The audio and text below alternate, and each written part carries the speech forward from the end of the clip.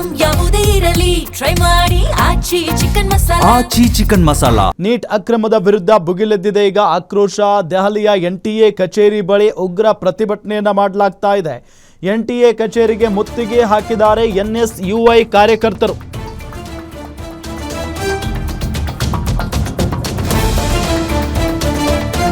Neat ಪರೀಕ್ಷೆ ರದ್ದಾಯಿತು ಇಡೀ ದೇಶಾದ್ಯಂತ. ಹಾಗಾಗಿ NTA ಕಚೇರಿಗೆ NSUI ಕಾರ್ಯಕರ್ತರು ಮುತ್ತಿಗೆ ಹಾಕಿದ್ದಾರೆ. ನೀಟ್ ಆಕಾಂಕ್ಷಿಗಳ ಸರಣಿ ಆತ್ಮಹತ್ಯೆಗೆ ರೊಚ್ಚಿಗೆದ್ದಿದ್ದಾರೆ NSUI. ಕೇಂದ್ರ ಸರ್ಕಾರದ ವಿರುದ್ಧ NSUI ಕಾರ್ಯಕರ್ತರು ಆಕ್ರೋಶವನ್ನ ವ್ಯಕ್ತಪಡಿಸ್ತಾ ಇರೋದು. ಪ್ರತಿಭಟನಾಕಾರರನ್ನ ನಿಯಂತ್ರಿಸುವುದಕ್ಕೆ ಪೊಲೀಸ್ನವರು ಹರಸಾಹಸವನ್ನ ಪಡಬೇಕಾದಂತ ಪರಿಸ್ಥಿತಿಯಲ್ಲಿ ನಿರ್ಮಾಣ ಆಗಿದೆ. ನೀಟ್ ಅಕ್ರಮದ ವಿರುದ್ಧ ರೊಚ್ಚಿಗೆದ್ದಿರೋದು. ದೆಹಲಿಯ NTA ಕಚೇರಿ ಮುತ್ತಿಗೆ ಹಾಕೋದಕ್ಕೆ ಮುಂದಾಗ್ತಾ ಇದ್ದಾರೆ NSUI ಕಾರ್ಯಕರ್ತರು. ದೃಶ್ಯದಲ್ಲಿ ನಿಮಗೆ ತೋರಿಸ್ತಾ ಇದ್ದೀವಿ. ಸಾವಿರಾರು NSUI ಕಾರ್ಯಕರ್ತರು ಜಮಾವಣೆಗೊಂಡಿದ್ದಾರೆ NTA ಕಚೇರಿಯ ಮುಂಭಾಗ. ಗದ್ದಲ ಕೋಲಾಹಲಕ್ಕೆ ಕಾರಣ ಆಗ್ತಾ ಇದೆ ಈ ಒಂದು ವಿಚಾರ. ನೀಟ್ ಅಕ್ರಮದ ವಿರುದ್ಧ ಈಗ ಆಕ್ರೋಶ ಭುಗಿಲೆದ್ದಿದೆ. ರಾಜಕೀಯವಾಗಿಯೂ ಕೂಡ ಆಕ್ರೋಶ ವ್ಯಕ್ತವಾಗ್ತಾ ಇರೋದು. ಪದೇ ಪದೇ ಯಾಕೆ ಈ ರೀತಿಯಾದಂಥ ಅಕ್ರಮ ನಡೀತಾ ಇದೆ, ಇದನ್ನ ತಡೆಗಟ್ಟುವುದಕ್ಕೆ ಯಾಕೆ ಸರ್ಕಾರದ ಕಡೆಯಿಂದ ಆಗ್ತಾ ಇಲ್ಲ, NTA ಕಡೆಯಿಂದ ಯಾಕೆ ಇದನ್ನ ತಡೆಗಟ್ಟೋದಕ್ಕಾಗ್ತಾ ಇಲ್ಲ. ಯಾವಾಗ ನೀಟ್ ಎಕ್ಸಾಮ್ ನಡೆಯುತ್ತೋ ಆಗ ಪೇಪರ್ ಲೀಕ್ ಆಗುತ್ತೆ, ಪ್ರಶ್ನೆ ಪತ್ರಿಕೆ ಲೀಕ್ ಆಗುತ್ತೆ. ಯಾಕೆ ಇಷ್ಟು ಅಕ್ರಮ? ಯಾಕೆ ಹಾನೆಸ್ಟ್ ಆಗಿ ಓದಿ ಪರೀಕ್ಷೆ ಬರೆದಿದ್ದಂಥ ವಿದ್ಯಾರ್ಥಿಗಳ ಪರಿಸ್ಥಿತಿ ಏನಾಗಬೇಡ? ಈಗ ನೋಡಿದ್ರೆ ಮರು ಪರೀಕ್ಷೆ ನಡೆಸೋದಕ್ಕೆ ಆದೇಶ ಹೊರಡಿಸಲಾಗಿದೆ. ಯಾವುದೇ ಶುಲ್ಕ ಇರೋದಿಲ್ಲ. ಯಾರ್ಯಾರು ಪರೀಕ್ಷೆಯನ್ನ ಬರೆದಿದ್ರೋ ಮತ್ತೆ ಹೋಗಿ ಪರೀಕ್ಷೆ ಬರಿಬಹುದು. ಆದರೆ ಯಾರೋ ಕೆಲವು ಕಿಡಿಗೇಡಿಗಳು ಮಾಡಿದ ತಪ್ಪಿಗೆ ಪ್ರಾಮಾಣಿಕವಾಗಿ ಪರೀಕ್ಷೆ ಬರೆದ ವಿದ್ಯಾರ್ಥಿಗಳು ಇಲ್ಲಿ ಒದ್ದಾಡಬೇಕಾಗಿದೆ. ಸೊ ಹಾಗಾಗಿನೇ ಇಡೀ ದೇಶಾದ್ಯಂತ ಆಕ್ರೋಶ ವ್ಯಕ್ತವಾಗ್ತಾ ಇರೋದೀಗ.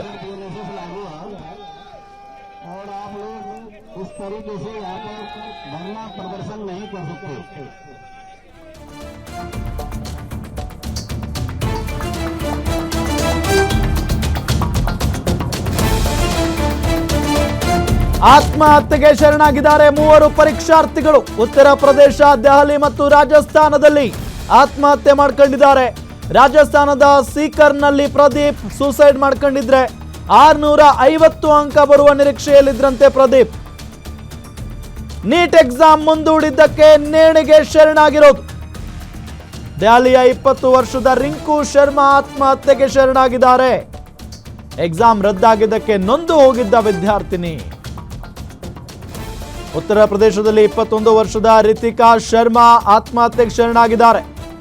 ಸೊ ನೀಟ್ ಅಕ್ರಮಕ್ಕೆ ದೇಶಾದ್ಯಂತ 3 ಬಲಿಯಾಗಿದ್ದಾರೆ. ಇದುವರೆಗೂ ಕೂಡ 3 ಪರೀಕ್ಷಾರ್ಥಿಗಳ ಆತ್ಮಹತ್ಯೆಗೆ ಶರಣಾಗಿದ್ದಾರೆ. ನೋಡಿ ಅವ್ರು ಎಷ್ಟು ನೊಂದಿರಬಹುದು ಆತ್ಮಹತ್ಯೆಗೆ ಶರಣಾಗ್ತಾರೆ ಅಂತ ಹೇಳಿ. ಮತ್ತೆ ನೀಟ್ ಎಕ್ಸಾಮ್ ಅಷ್ಟು ಸುಲಭ ಅಲ್ಲ, ಜೊತೆಗೆ ವರ್ಷಾನುಗಟ್ಟಲೆ ಅದಕ್ಕೆ ಓದಬೇಕಾಗುತ್ತೆ.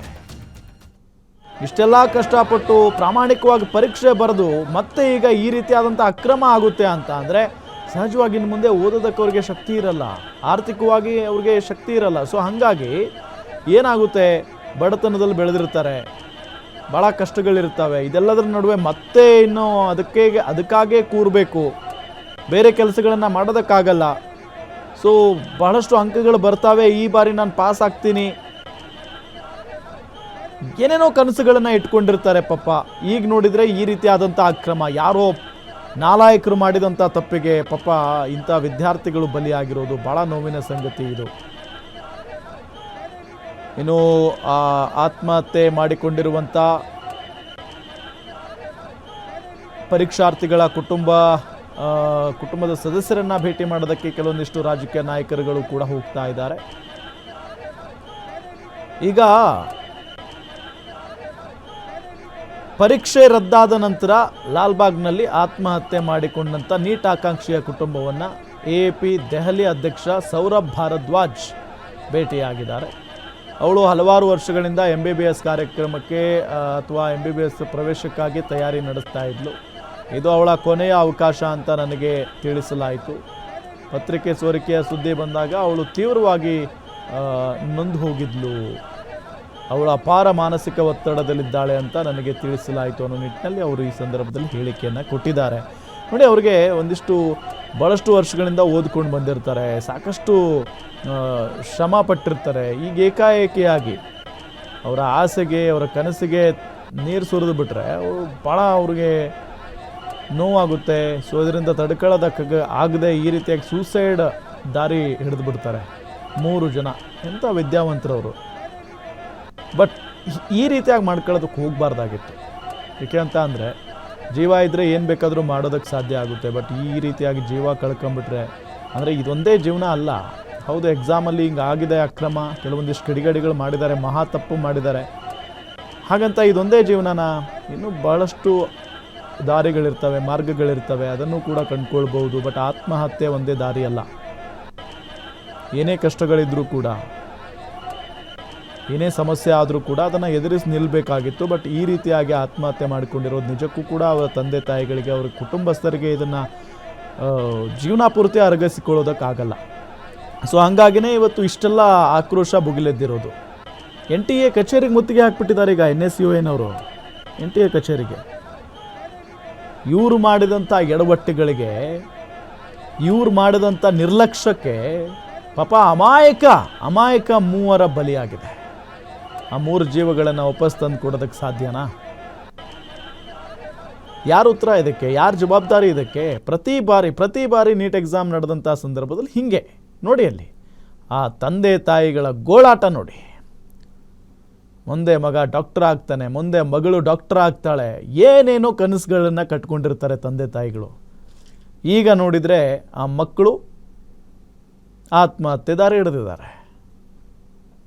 ಹಿಂಗಾಗ್ಬೇಡ ನೋಡಿ. ಅಲ್ಲಿ ಆ ತಂದೆ ತಾಯಿಗಳ ಗೋಳಾಟವನ್ನು ನೋಡೋದಕ್ಕೆ ಆಗಲ್ಲ, ಹೊಟ್ಟೆ ಉರಿದೋಗುತ್ತೆ.